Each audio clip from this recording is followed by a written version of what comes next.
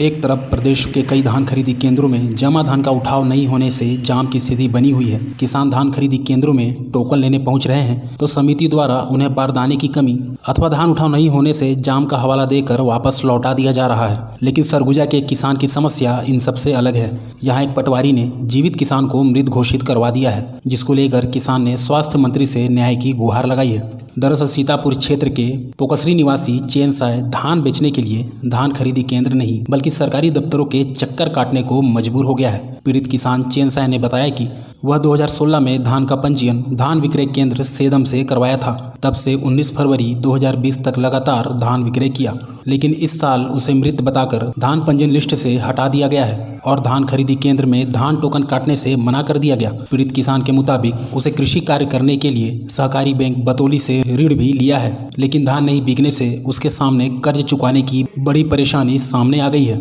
समस्या है सर, मेरा धान बिक्री नहीं हो पा रही सर। क्यों? 2016 से मेरा जो है पंजीयन है सर जी, और 20 तक मैं धान बेचा हूँ सर।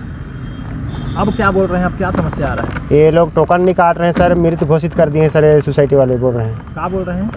कि जैसा जो पटवारी जो जानकारी दिया है सर, उसके आधार से तुम्हारा मृत्यु घोषित कर दिया गया है कि तुम्हारा मृत्यु हो गया है। ये जानकारी मिली है वहाँ से पटवारी का, उसका जानकारी देने के अनुसार शिकायत करने के लिए मैं यहाँ आया हूँ सर। ये तपस्या में ये स्वास्थ्य मंत्री यहाँ कर्जा है सर 18,852 रुपये है सर। ये जानकारी तो दिए हैं पटवारी साहब की जो चयन से दुलार का दिया हूँ मैं, और मैं चयन से देवार हूँ सर।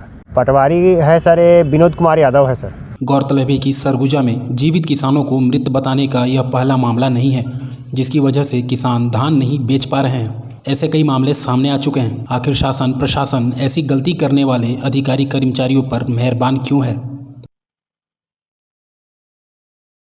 सरगुजा बाल संप्रेक्षण गृह में गार्ड व केयर टेकर की नौकरी कर रहे कर्मचारियों को अब हटा दिया गया है, जिससे वे बेरोजगार हो गए हैं और सरकारी दफ्तरों के चक्कर काट रहे हैं, लेकिन उनकी समस्या का कहीं समाधान नहीं हो रहा है। बाल संप्रेक्षण गृह में गार्ड व केयर टेकर का काम कर चुके कर्मचारियों ने बताया कि उन्हें अनुबंध पर 1 साल के लिए काम पर रखा गया था। 1 साल पूरा होने के बाद 2 महीने और कार्य कराया गया, जिसके बाद उन्हें राज्य सरकार के फंड में बजट नहीं होने का हवाला देकर हटा दिया गया।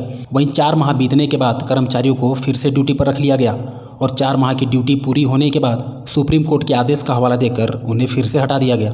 वहीं जब कर्मचारियों के द्वारा लिखित में सेवा समाप्ति का आदेश विभाग के आला अधिकारियों से मांगा गया तो उनके द्वारा लिखित में आदेश देने से मना कर दिया गया। आला अधिकारियों की नाफरमानी से परेशान होकर सभी कर्मचारियों ने सरगुजा कलेक्टर को अपनी परेशानी से अवगत कराया।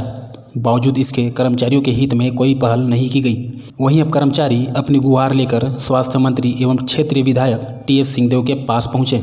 बहरहाल अब देखना होगा कि स्वास्थ्य मंत्री के संज्ञान में आने के बाद कर्मचारियों के हित में उचित कदम उठाया जाता है या नहीं। हम लोगों को वहाँ 1 साल के लिए अनुबंध बेस पे था। इसके बाद 1 साल पूरने के बाद 2 महीना ड्यूटी कराने के बाद बोला गया कि आप लोगों का राज्य सरकार के फंड में बजट नहीं है, राज्य सरकार के फंड में बजट नहीं है का हवाला दे के 31 मार्च 2020 को निकाल दिया गया। 4 महीना बैठाया गया। इसके बाद कलेक्टर महोदय को लिखित में आवेदन दिए और आवेदन देने के बाद निराकरण हुआ तो उसमें हम लोगों को 27/7/2020 को 4 महीना बाद फिर ड्यूटी में रख लिया गया।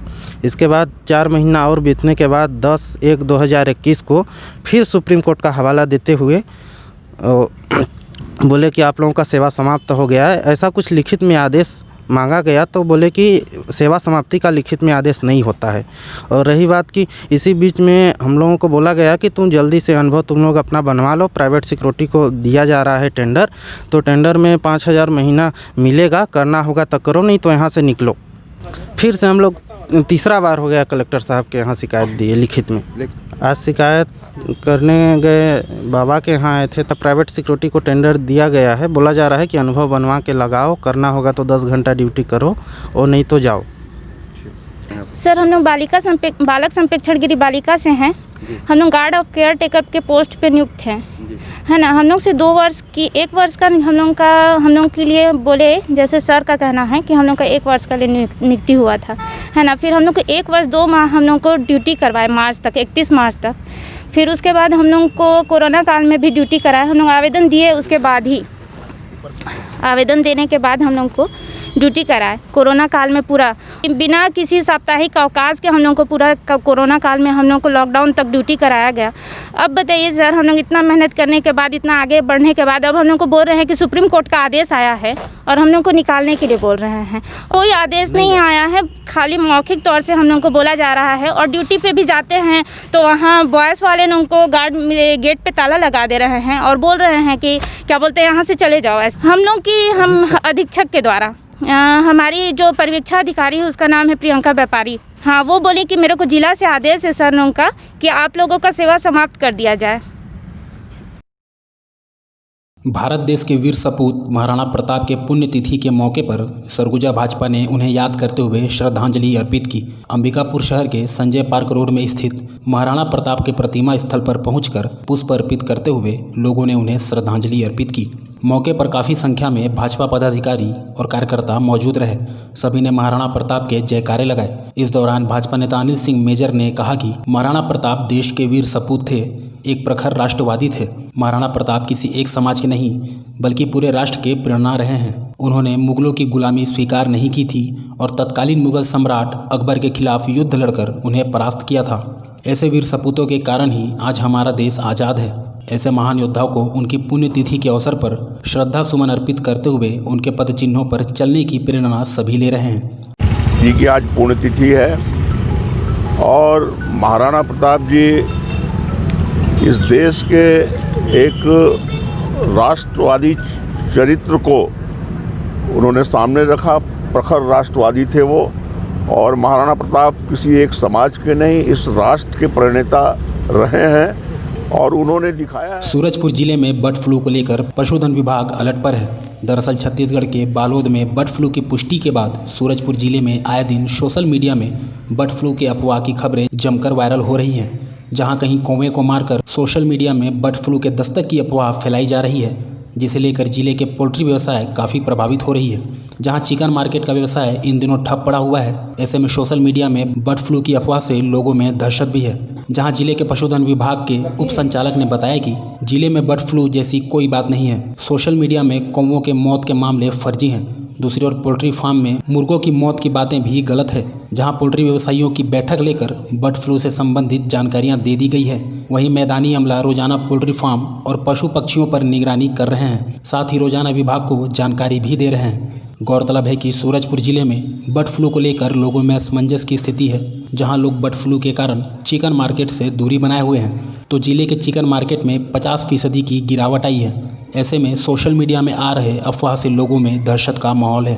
कि अभी तक अपने सूरजपुर ज़िले में कहीं भी बर्ड फ्लू के लक्षण किसी भी पक्षियों में पाए नहीं गए हैं। 2-3 कौवे अलग अलग जगह स्थानों में मिले थे, वो सामान्य मृत्यु है।